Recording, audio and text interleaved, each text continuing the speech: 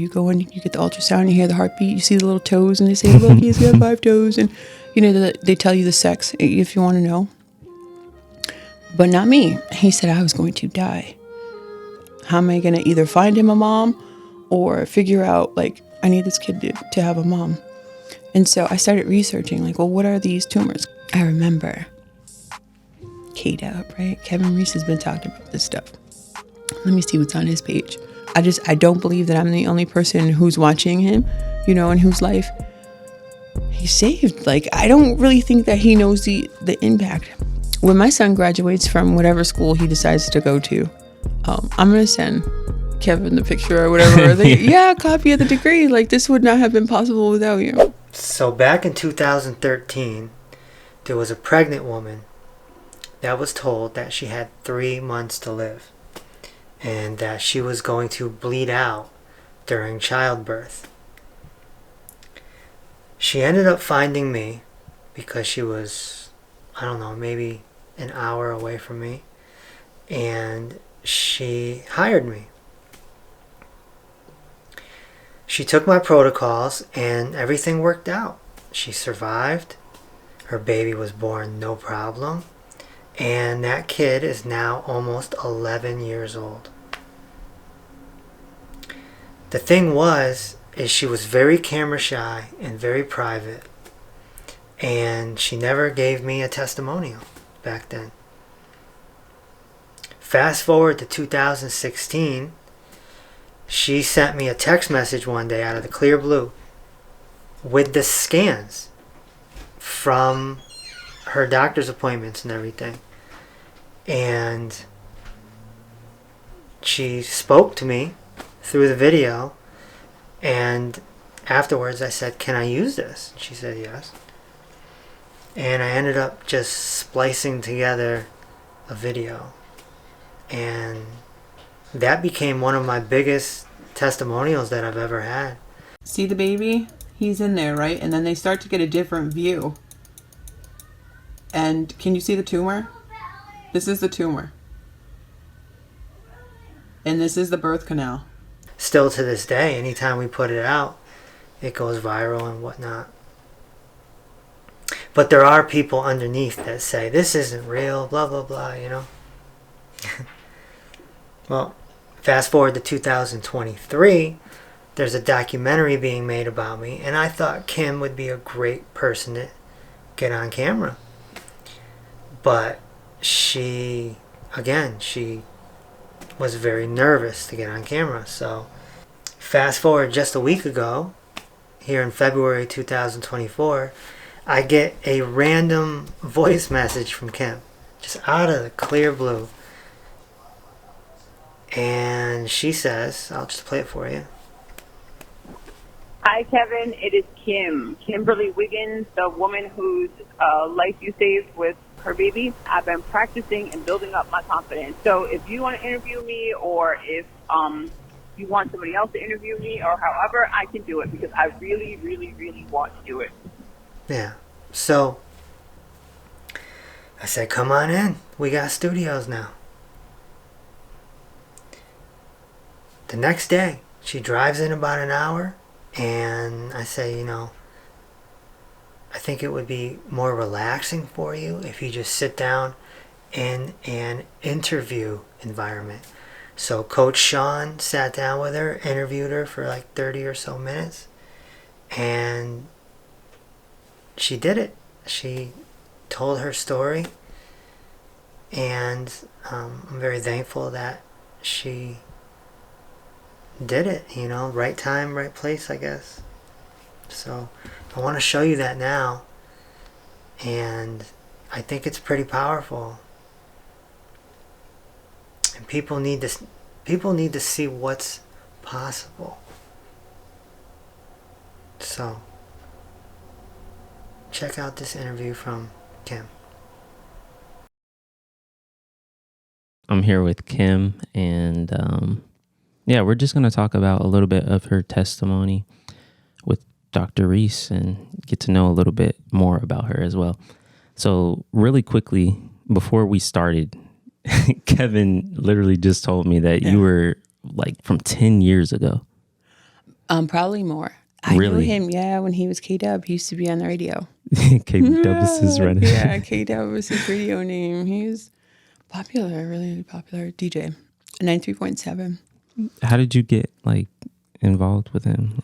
He made an announcement on the radio that the radio station and the music or whatever it was wasn't in line with where he was going in his life. So that's interesting, right? So I started watching his social media on Facebook, and he started posting things about like humanitarian stuff. And then like it was very broad, and then he kind of narrowed down on food.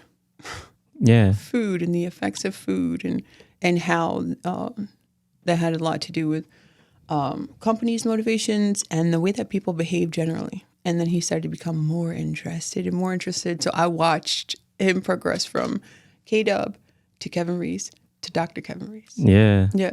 Mm-hmm. He has a good like style with like how he speaks in his videos. Yeah. It's like drawing. So what exactly, like, why did you go to him? What were you dealing with at the time? I was pregnant. I think I was like 34. And I was pregnant. I had gotten pregnant with my son, Michael. He wasn't Michael then, but I was pregnant. And at about 5 months pregnant, I went to the doctor. They do like your ultrasound. Yeah. And when they did my ultrasound, they told me that I had, I want to say it was 3 tumors. One of them wasn't going to be an issue, but 2 of them were. Jeez. And I just want to make this clear too. One of them was the size of a grapefruit, and it was blocking the birth canal. Really? Right? I think from the back. Really? And then the other one was in the front on the side. And so apparently if you cut a tumor, it causes hemorrhaging. So they weren't going to be able to cut him out, and I wasn't going to be able to push him out. Did you know that they were there, or did you just... The tumors? No, not at all. Like, because you can't feel them. Really? You know what I mean? No, I didn't know they were there. I felt fine. I felt absolutely fine. Everything was fine all the way up until they're doing the ultrasound, because that stuff just kind of looks like static. Yeah. You know what I mean? Yeah, I know. And so the doctor, he said, oh boy, you have 2 large tumors that are going to block your birth canal. And it's going to make delivery of this baby impossible.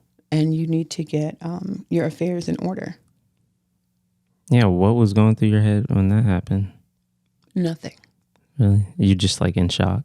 Yeah, you're just kind of blank, right? That's what do they call that? Radio silence? Yeah. Yeah. Because did he just say I was going to die? Like, what does that mean? Yeah. Get my affairs in order. I don't even have any affairs. Like, I'm 34, but I don't have enough. Like, Yeah. I'm not old enough to have affairs. And then, so. Wait, so this was just an appointment Ultrasound. for the child? This is just a regular oh ultrasound. My gosh. Yeah, I'm going in. I'm going to see him, right? Because every mom, you want to hear the heartbeat. You know, this is like pretty exciting thing, you know, that mothers look forward to. You go in, you get the ultrasound, you hear the heartbeat, you see the little toes, and they say, look, he's got 5 toes. And, you know, they tell you the sex if you want to know. But not me. He said I was going to die. And, and he said, this is Mercy is a religious hospital. He used a different word. So they save the baby and not the mother. Okay. So I don't know what bleeding out means. Does that happen quickly? Like how fast? Am I going to see him? Yeah. You know what I mean? And so I'm thinking like, oh my God, okay, so this is going to go down. Then have the thing on my face or whatever. Am I going to like bleed out, lose consciousness? Am I going to see him first? Is that ever, you know, what's going to happen here, right?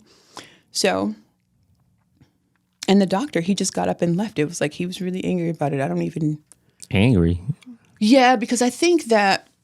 So at 34, so I was going to give birth to him at 35, but at 34, they were supposed to take some precautions.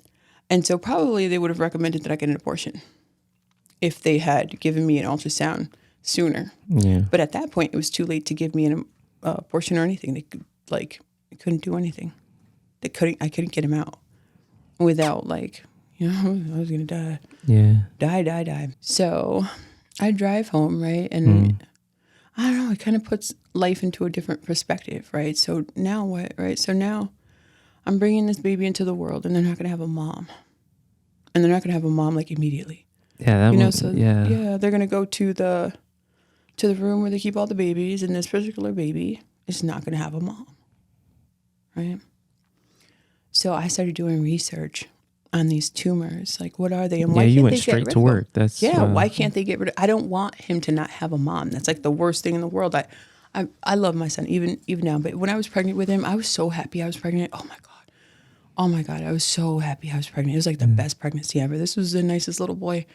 The whole time I was pregnant, I just was so happy. I was so happy. Did you have like dreams of what? Yeah, I just felt like when your moms know their children so well, you know, it's like there's no separation when you're pregnant, you know, and so he's just so easygoing. You know, he kind of mellowed me out. Like, I was nervous to do the interview, but if I was pregnant with my son, I wouldn't have been. Yeah. You know what I mean? He yeah. just made things like Lionel Richie has a song, I think it's called "That's Why I'm Easy Like Sunday Morning." Like he has that vibe. Really.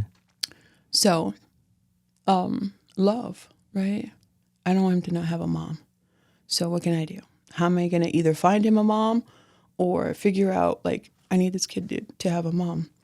And so I started researching, like, well, what are these tumors? Because they didn't really explain to me anything. He just said, you know, you're going to die. Yeah, that's crazy. He didn't even say that. He just said, get your affairs in order. Nobody came in after to explain to me what that meant. Nothing. I started searching online. And so these tumors, I believe, are formed from estrogen when you're pregnant. And as the baby grows, the tumors grow. So the more pregnant I became, the bigger they were going to get, right? And so that's why, you know, there was no way around it. Because if they cut me from the back, right, my kidneys and my liver's back, they can't do that, right? And if they cut me from the front, I bleed to death and I can't push him out. So, and we can't, they're not going to take the risk or something of doing the surgery because I wasn't going to make it. Whatever. My body was going to continue to feed the tumor. Yeah. If they removed it, there was some issue. So these tumors, they're fed by estrogen, bad food, stress, you know, and just was like, it all amounted to like the food and my body's inability to process like toxins and wastes the way that it needed to, and stress. And just basically like not taking care of myself, not paying attention, not drinking water, Need water. right? Yeah. Lemon water, you know, things like that. Like very basic stuff, leafy greens. And so I remember Kate up, right? Kevin Reese has been talking about this stuff. Let me see what's on his page. So I go on his page and he has a recipe on there. And so I look up the recipe and I make, you know, I start following his page like every day. Like I'm watching, like he's doing lives. I'm like on him, you know what I mean? I'm watching his stuff and I go get it.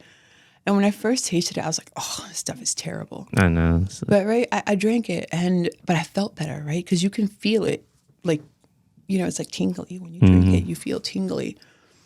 And so it was good. It wasn't, you know, it wasn't terrible. And so like a week goes by, and he had a group that you could join where they supported you as well, because a part of what I was going through was stress too. And like, what's more stressful than, you know, I'm going to die. I think I had like 3 months. You had, that's the like worst. You have like a time. Yeah. Oh my I gosh. have 3 months. And so I joined the support group, and he gave me more tips on how to like eliminate it. So at this time, I don't tell him like, oh, I'm dying, you know, because that sounds so, I don't know. It just sounds so sad. I didn't want to like, you know, I don't know. I didn't talk to him about it, but I was doing what he said to do. Yeah. You know, he had like a morning routine, a lunch routine, dinner routine. Like this is what you do. This is how you take care of yourself. And every day it was like more and more of what you do and how you take care of yourself. So I switched over to a different Harvard hospital. And because, you know, the previous hospital was the hospital, whatever type of hospital it is, where they don't save the mom. Harvard Hospital does everything they can to save both people. It's a teaching hospital.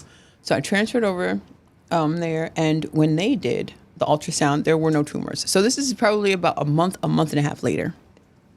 No tumors, right? So they sit me on the table, right? And they do the regular, you know, they put the lube on you, and then they're doing the thing, and she's like, I don't see anything. And so she's like jamming me, you know, and she's jamming hard. Yeah. You know, it really shouldn't be that hard, because at this point I'm like 6.5 or 7 months or something. And she's like really like digging. I remember her specifically digging into this side. She's like looking for it. Nothing. They even had me turn to my side to see, you know, what they could see. And then, so she's like, all right, we're going to try another way. So they get this thing and it's like, you know, we're going to try it from the inside. Right. So now I'm up in the sternums. Right. Mm-hmm. And they're trying it from the inside, jamming that thing. I was like, you know what I'm telling her? Like, that hurts. Like, you need to like relax. So she's like, I just really want to make sure we find it because I don't see what the ultrasound was saying. The records that they sent aren't matching what I'm seeing. So she leaves the room, right? She seems all upset and confused too. This is a conundrum now, right? Like, what is this? So she goes out, she gets somebody else, and now they're jamming me too, right? Really? So she's got a second opinion. She's got another jammer there, and they're jabbing, and nothing. So I get dressed. They make another appointment, and I go home. They don't tell me anything conclusive, you know, nothing. I go back to the next appointment, and now they got the doctor, you know, like the big doctor or whatever, and he does the thing, you know, everything that she did. He was a lot more gentle, and he was like, "There's no tumors here." Wow. Yeah, there's no tumors, and so now I'm at the point where there's, you know, they start to schedule the delivery. If you don't have the baby by, you know, this time, then we're gonna, you know, they induce your labor or whatever. Mm-hmm. So 2 months. Yeah, it took like no time at all. No tumors gone. They were totally disappeared. I was in a high risk pregnancy anymore, nothing. And I left out of the doctor that day, and I was having a baby. I was having a baby boy, and I was having a baby in like a month and a half. And now, you know what I mean? The whole world is different. What's the baby's name? Michael. Yeah, his name's Michael. That's a miracle baby. Yeah, oh my God. How old is he now? Michael is 10. Michael is being like scouted by the middle schools in our area for I think it's called high achieving or some like excellent students or something. Wow. I don't know. He's a very smart kid. Michael took the SATs, I think for the fourth grade SATs, and he passed. I guess he could have had high enough SATs to go into college. Wow, right? Wow. Yep. So he's gonna go to like a special school that they just recently scouted him for. I'm so proud. But Michael like changed my life so much. I don't know, I've learned so much from that relationship. I'm immensely grateful. Yeah. I'll never be able to pay Kevin back. I want to so badly like give him something for what he gave me. He cannot understand. He's like, it's not that big a deal. It is that big a deal. Like, you can't save someone's life and then be like, it's always, you know, he's like, it's everything is like so easy going. You know what I mean? Like, yeah, you just got to do this, that, and things just flow. You know, they just flow. Yeah, he and always I'm like, does that. It just flows. Yeah, like, you know, but it's like, you know, my son almost didn't have a mom, though. You know what I mean? And for me, it's the end of the world, you know? And so for you, it's just like, it's the flow. But for me, you know, like, you stop the end of the world. It is a big deal. I mean, it's a big deal. I believe he saved my life, too. So, like, I think our stories, at the end of the day, I believe your story is, like, the most powerful I've ever heard. It was one of the stories that actually got me on board. Yeah. So like your story is helping save people, like numerous people's lives. Yeah. And even to the fact where I know some people aren't dying necessarily, but they're like, I wasn't dying per se, but I was in like so much pain and I didn't know what route to take. And, you know, I'm sure you know when you're researching, you're like, all of these conflicting facts and opinions, and the doctors are on you about everything and they're getting mad. Right. And these are the people that you're supposed to like look up to, you know? Right. No compassion. At all. But, and then you see Kevin and it's like a whole different perspective on health and life. And Right. So I just think that like what you're doing here, just thank you for coming back and like, you know, oh my God. I wish I could do more. I'm really like, I didn't want to be in front of the camera and all of that, but I'm just like, I have to do something. And so he has a TikTok now, right? So I follow him on TikTok and I would see people saying these things like, oh, she's making it up. I wouldn't. I just wouldn't. I'm not that type of person. Like, I wouldn't waste the time to do it. But I'm a grateful person. Yeah. Mm-hmm. I do have a great relationship with my son. Yeah. A great relationship with my son. My son, because I was the age that I was when I had him, it allowed me to be the mother that I always wanted to be. I was able to be somebody that I never even imagined that I could be. And just like that, you know, the doctor comes in the room and he's like, you need to get your affairs in order. In all of my dreams, you know what I mean? There are no opportunities, right? Because that's the end of opportunities. And then, you know, luckily, you know, Kevin, I'm like watching him, and then, you know, thank God. No, right? Thank God. Because, like, absolutely. For him, I guess it's like, well, this is my purpose, you know, but it's like, thank God that your purpose is aligned with mine, because had they not, son would have. Because here's the thing, right? I love my son so much that if I wouldn't have been here to have him, who would have loved him like me? Nobody can love a son or a child like their mother. So beautiful too. It's just the relationship that we have wouldn't have been possible. I really, really wanted to be his mom, and Kevin gave that back to me. Like,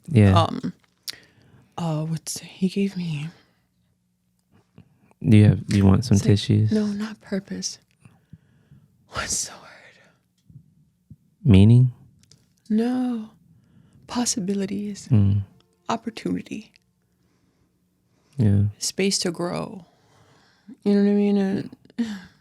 To develop, to transform. I'm so powerful now. Like, I'm the best mother ever. I'm telling you. Oh, obviously, it's getting scouted. I developed so much into a woman because of being able to be a mom, and he just gave me the opportunity back, and it almost wasn't there. You know what I mean? To know that it almost didn't happen. It just almost didn't happen. That's all, and it just wouldn't have happened, and I would have been like, how many other people? Yeah. How many other people laid on that table and they said, you know, that's it, you're done. Or how many women went and laid down without them finding it, you know, during the ultrasound, and they just hemorrhaged out unnecessarily. Anything could have happened, but something different happened for me. And because of that, there's so many opportunities. You know what I mean? Yeah. And so now my son is in the gifted and talented program, and I'm going to be able to see him live his dreams. And I'm going to love every minute of it. All because some nasty shakes. Right, though. That's crazy. But it wasn't even just the nasty shakes too, though. It was him. Like, I believed him. Yeah. You know what I mean? That's a lot of it. Like, yeah, I believed him. Because if I didn't believe him, I would have just kept scrolling. I don't know. It's just one of those things. Like, thank God I did, because I took that risk. But desperation too. You know what I mean? Like, I had the willingness of the desperate. Yeah. You know? I mean, like, you were trying to save you and your son's life. To me, that's not even desperate. Like, doctors weren't giving you the answer that you wanted, and you had to search for that. And just like you were saying, what if you didn't search for it? Like, what if you just accept? Right. And so back then, I was one of I don't even know how many people live in America, but I was one of those ones that, like, what the doctor says is right. The doctor's word is absolute, you know, and so all the way until my back was against the wall, and I was like, I have to find hope. There's got to be a way. Yeah. There's got to be a way. Why does it have to take that much? Like, right. Money, I guess. You know, there's a lot of money in it. Yeah. I mean, so much. Does your son, like, does he know the story? Yeah. Absolutely. He knows the story. Him every night. Yeah. No. Well, because he got older, and then I'll say, you know, we'll be like hiking or something, and I'll say, this almost didn't happen. You know, I'm so grateful. And I want him to know too. Yeah. You know what I mean? I'm extremely grateful. I'm grateful for him. I love him so much. I'm excited by him. He's funny. He's witty. He's got this big curly hair. He's like, I don't know. Right now, he's really into his iPad and like he's kind of, growing into his own thing. And we're not like as like close as we used to be, but it's all healthy. And I'm able to watch him and see him. And I was like, well, it comes back around. You know how like I know that when me and my mom were like super, super, super close, and then like teenage years came. Yeah. But once like everything, this is just so like reassurance. You probably already know. He'll come back. He'll come back. But I'm still like, I don't know, just being able to have him and watch him and be a part of the whole thing, and just hear his jokes and all this. I don't know. He's dope. He has he talks about like philosophy and society and the community and his thoughts. Like he says things from perspectives that are fresh. These are fresh new perspectives, from a young person. He really is an amazing human being. He really is. Like I really like him. Yeah, I love him, but I like him too. You know what I mean? Because he's very interesting. Mm-hmm. Yeah, he's very interesting. He's very smart, and he just is like his ideas are new and fresh and free, and I like. He's easy like Sunday morning. Yeah, very calm and cool and I'm gonna have that song peaceful. stuck in my head. He's extremely peaceful kid. Like I don't know. It's been a great experience. I'm glad. I don't think too much about what could have happened, right? Because I'm alive. I don't have any understanding of what death would have been. I don't know. He has a mom. Yeah. You know what I mean? And I'm here to help guide him to where he needs to be. And he's going to be really good for the community too. You know what I mean? Because I was able to, help him out. So. Do you think that you being confronted with death itself, like, kind of made you more grateful for life? It does make me grateful for experiences that I have with people. Yeah. You know what I mean? So you want to have more experiences, right? And I want to be healthy. But what I did find out is that food is extremely addictive, and that like those type of long-term changes, they take like dedication, and you actually have to change your life. Mm-hmm. You know what I mean? And so I'm grateful for life, but with that, with the information that he gave me, like, I don't know, we talked about parasites. Oh, I was one of the worst, like, but because of that, I just like, so now I have anemia. I don't take what the doctors say. Well, I don't now, right? Mm-hmm. I don't have anemia now. When they told me that I did, I went and did something like a parasite cleanse. And so now they're like, well, we don't know why your numbers changed. I would have never looked if it wasn't for Kevin. You know what I mean? I would have never even been like, maybe you don't know what you're talking about. Maybe you're not doing all the right tests that you should be. So I'm going to, do this and that, which is basically always goes back to like a cleanse, right? Yeah. A cleanse, living right, sleeping well, drinking enough water. Stuff that you're not taught at all. Right. You gotta like find, you have to dig for it. It's not even a finding thing. It's and like, then they mix it with all like this conspiracy, Yeah. Yeah, I've noticed that it's weird, or I don't want to say weird. It's just like if you eat well and you take care of your body, and that's important for you, it looks a lot different than what everybody else is eating and doing. Yeah. Yeah, it's tough.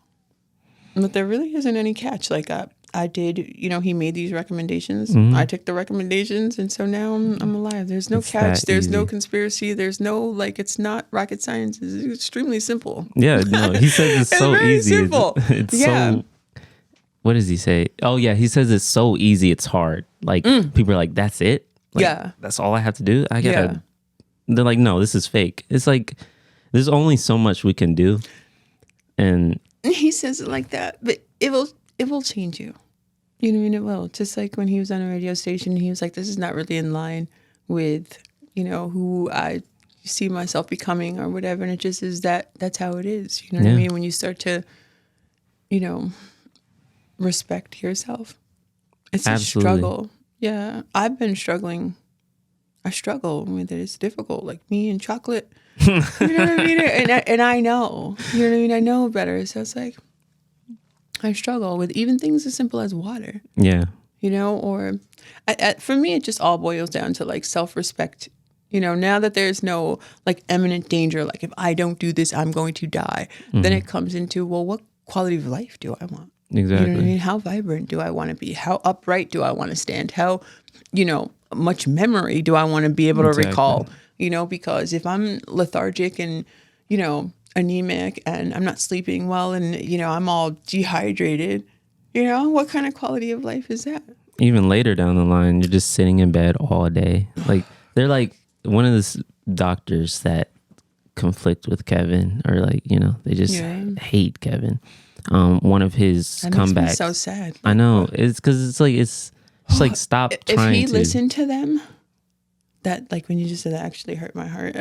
No, they I really do don't like to hear people saying like, shut up, you quack, or when they say like really negative things or whatever. And I'm just, I'm sitting, and I'm like, with my fingers in my son's hair, and I'm listening to this person try to like destroy him, and I'm just glad that he just keeps going. You know what I mean? know. I can't be the only person.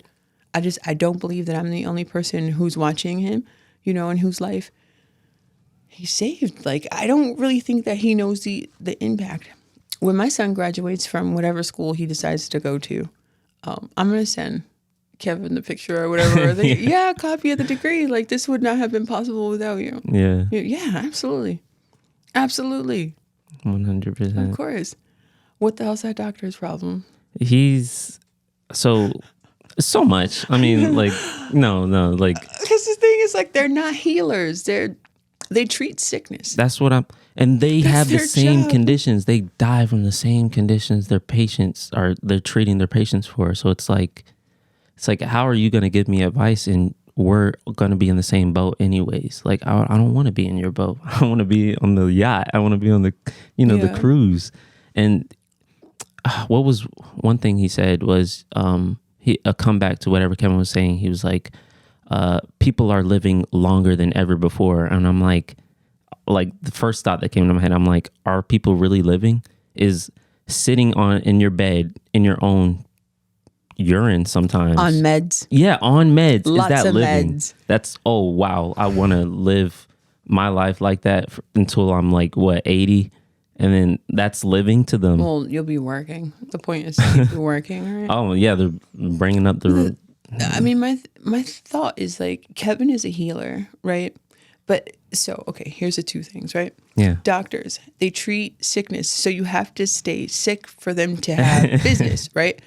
But Kevin, he works in health and healing, but healing is lifelong. Yeah. You know what I mean? So you'll always be healing, and then it's infectious. You know what I mean? So I go around to other people and I'm like, oh, and they see me and they're listening to what I'm saying, you know what I mean? And they're like, oh, that's different. And it plants like little seeds in their minds, which kind of takes business away from over here. I don't like that.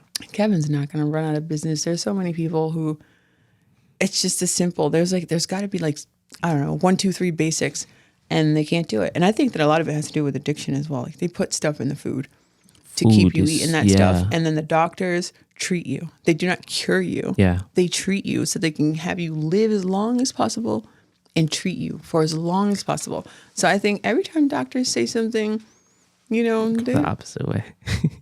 No, yeah. And like, I remember one time my grandpa was, he had colon cancer, and they gave him the amount of days he stayed there. And I remember going down to the cafeteria at the hospital, and a McDonald's was sitting in the hospital. We ate it. I mean, this is at the time where I didn't know any better, but I'm like looking back on that, I'm like, that doesn't make sense. It's like, we're supposed to be eating healthy. You have all these health recommendations, but all of these nurses and all of these doctors, as well as the patients, eat that McDonald's. Yeah. So like, yeah, that's where the last time I ate McDonald's, I think I was in North Carolina, starving, pulled over on the side of the road, and there was no like little mom and pop, like, where they saute stuff, the onions and peppers. So we get McDonald's, and I bite the burger, and I'm so hungry, but I'm like, it tastes weird. I don't know what it is. You know what I'm saying? And then I'm just like, okay, gulp it down, whatever, just drink it, eat it. Drink some water. I got it with water too, just drink it. And then I took another bite, and I'm like, this is not what they're saying that it is. And then even if it was beef, like, how am I ever going to get this back out? I actually went in the bathroom and threw it up. I was like, yeah, I would rather be stuck, because what am I going to do with that? Yeah, What's that going to do to me? You know what I mean? It's not really exactly. worth it. I don't know what I'm getting into here. You know what I mean? This is more than I'm bargaining for. Something's not right with this. I don't want to tell. The last time I had McDonald's, I actually went in the bathroom in the restaurant. Yeah. As it should. That's where it belongs to me. I mean, It's gross. Insane. Well, Even their fries. Like, what the hell is in those? yeah, they did like a study. So somebody put like, it was 7 different bags from various restaurants, and they put the fries in a bag and just let them sit for like a month or so. Every one of them molded except McDonald's fries. And then people are still arguing it. They're like, that's like, they're like, what did you do to it? Or they just made up any excuse they can think of other than, wow, what is like my body? If the air and mold can't break it down, why? Mold can't break it down. So like, but you know, it tastes good and it makes you feel better. You know, I mean, at least immediately it makes you feel better. Leaves are not exciting. No. You know what I mean? Leaves are not exciting. That was my diet most of the time. Like growing up, all I did was like McDonald's, anything fast food. Yeah. I hated like salads, vegetables. Yeah. And like, that's why I ended up how I did. But like, nobody was telling me that I needed to stop necessarily. Yeah. I mean, why would they? Everybody's doing it. If we're all doing it, then why? You know what I mean? And you must be sick for some other reason than that we all are displaying sick behavior. Yeah. You know what I mean? There must be some other reason. And it's a joke now. Even the itis or something like that, everybody just laughs about it, or it's like, I got indigestion. It's like, that's your body is literally telling you something is wrong. Yeah. It's tough. Well, it was a pleasure speaking with you. You too. And yeah, thank you. Yeah, go save some lives, guys. So, Dr. Reese, I remember Kim talking to me, and she just basically was telling me how when her son graduates, she's sending you the diploma because she basically claims that none of this would have happened without you. Yeah. Well, I'll gladly put the diploma on the wall. Yeah. Might as well. I'm already a fake doctor, so I might as well just keep adding, right? Yeah. No, I mean, it's cool. That's some powerful stuff, though. I suppose so. Yeah. No, just like, imagine you're becoming one of those health gurus, you know, by the time you're in your 70s, 80s, however long you're blessing us on this earth for, you're going to be up there with some of the greats, you know, just numerous testimonials, like an army of people backing you, saying that you helped them. Without you, this wouldn't have happened. Right. That's a heavy weight. It's a good type of weight. You know what I'm saying? Like, I don't think it has set in with you yet. And you. Nah. Okay. I don't know if set in is the right word, though. Yeah. I'm just.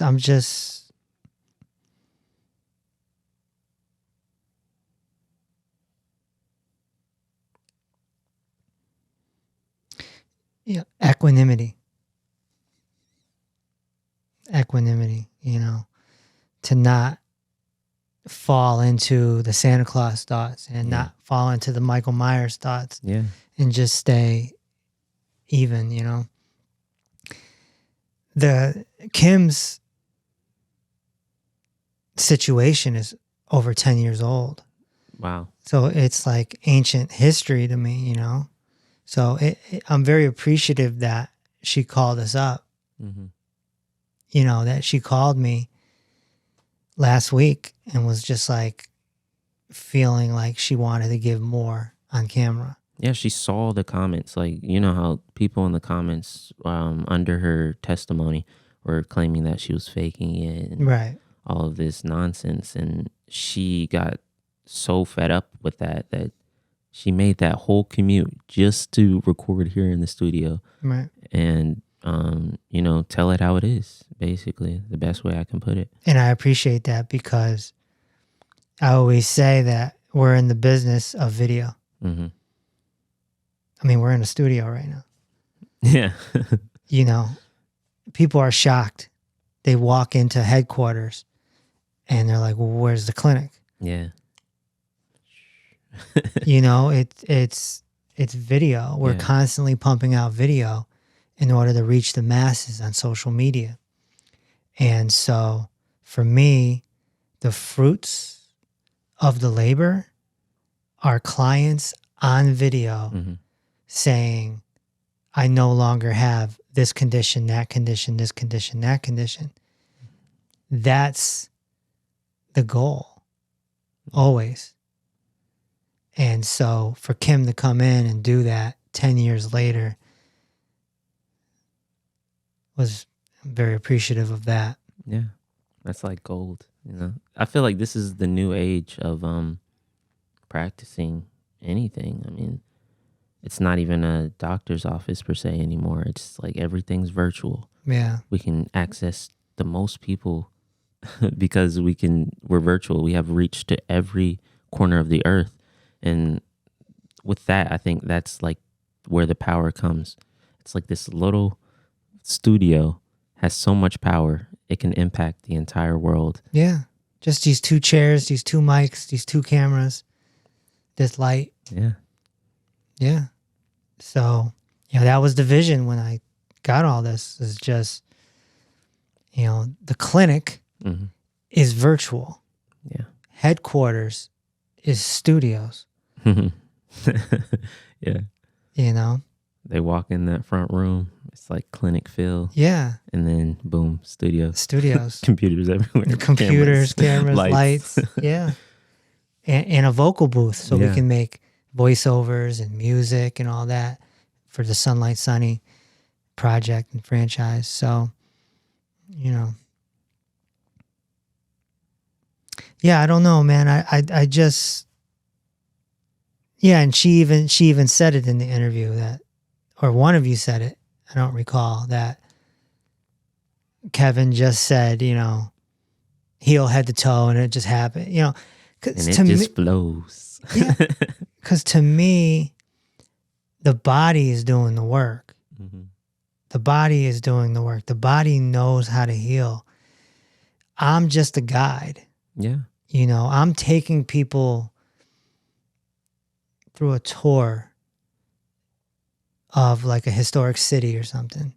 Like, oh, welcome to the city. Over here is the liver, and over here is the pancreas, and over there is the cervical spine. And I'm just a guide, and I'm just bringing people through. So, I'm the only head to toe healer in the world, but that's, we're actually not healers per se. The body is the healer, or divinity is the healer. The part that I enjoy the most out of Kim's story is how she found me, which is me retiring from radio. Yeah. And so to me, that's the divine story to me. Mm-hmm. Not that she had 3 months to live and my methods saved her life, because I'm so confident that, I'm just like, yeah, of course, why wouldn't it? Mm-hmm. That's how I feel about it. So to me, the real amazement is in how she found me. Yeah.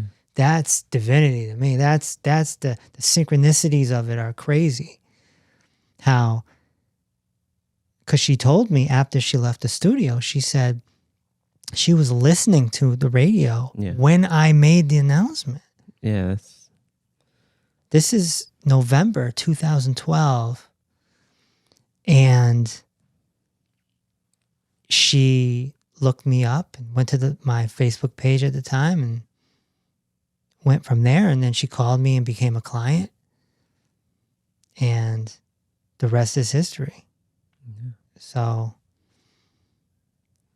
I just love these synchronicities and how everything falls in line, and it's like almost meant to be type thing.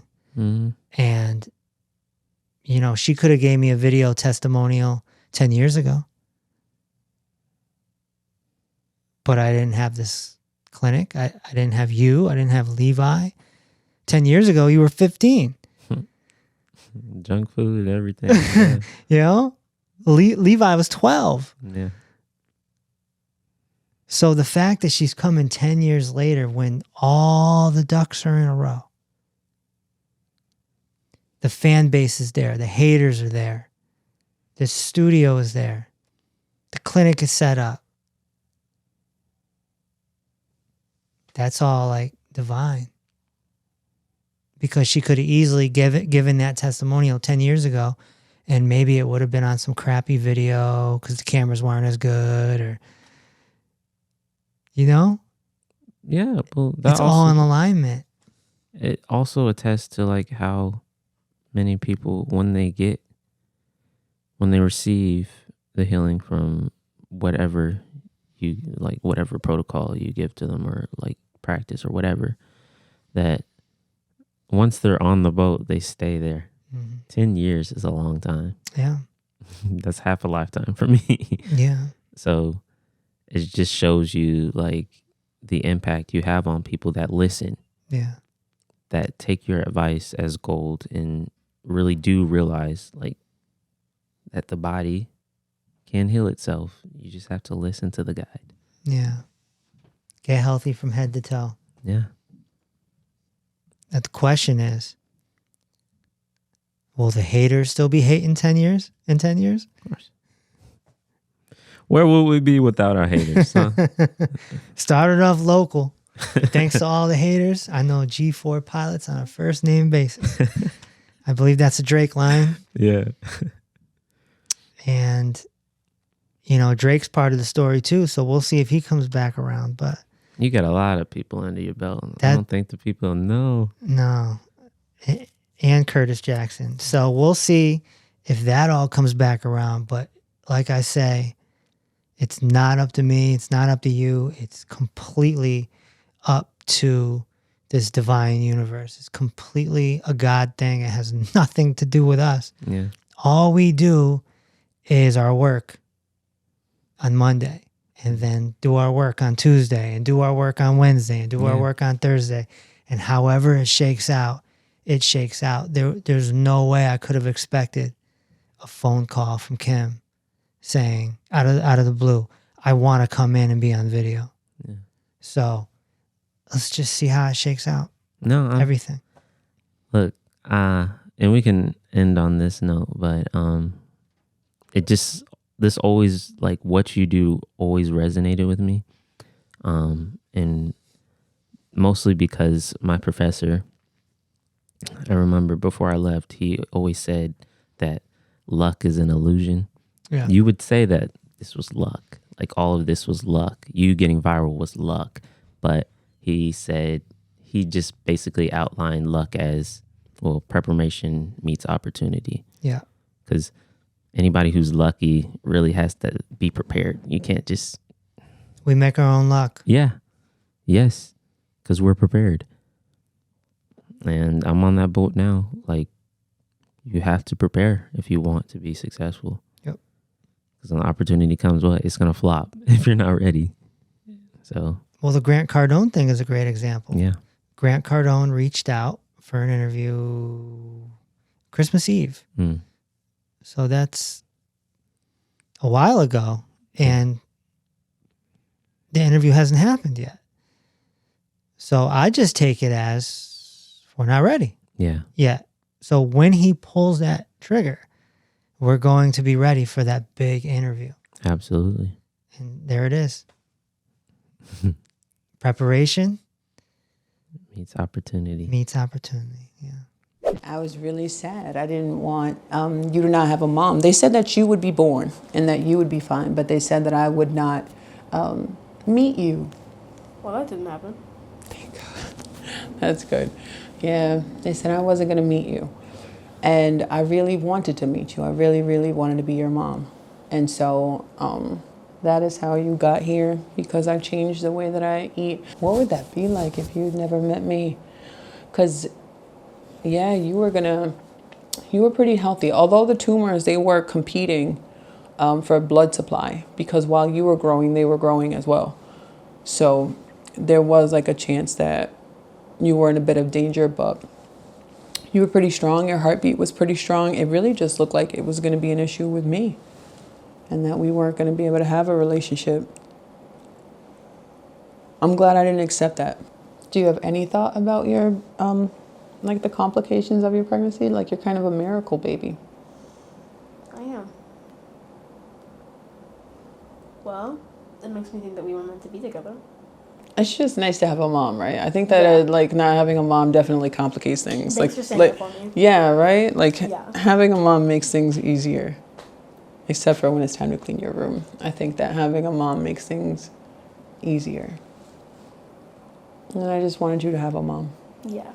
Jumpstart your head-to-toe healing journey with the Dr. Reese book trilogy. Peace Over Pain is the cult classic that explains how head-to-toe healing works and how the medical monopoly doesn't. Reverse the Cause lays out the root causes to over 60 chronic conditions. And Dinner with Dr. Reese is a unique cookbook that contains 100 recipes without the destructive pour for foods. Together, all 3 books set you on a path to head-to-toe healing. Get yours today on Amazon, Audible, or peaceoverpain.com. Also, if you'd like to ask a question, tune in every Tuesday at 6 p.m. Eastern for Dr. Reese Live.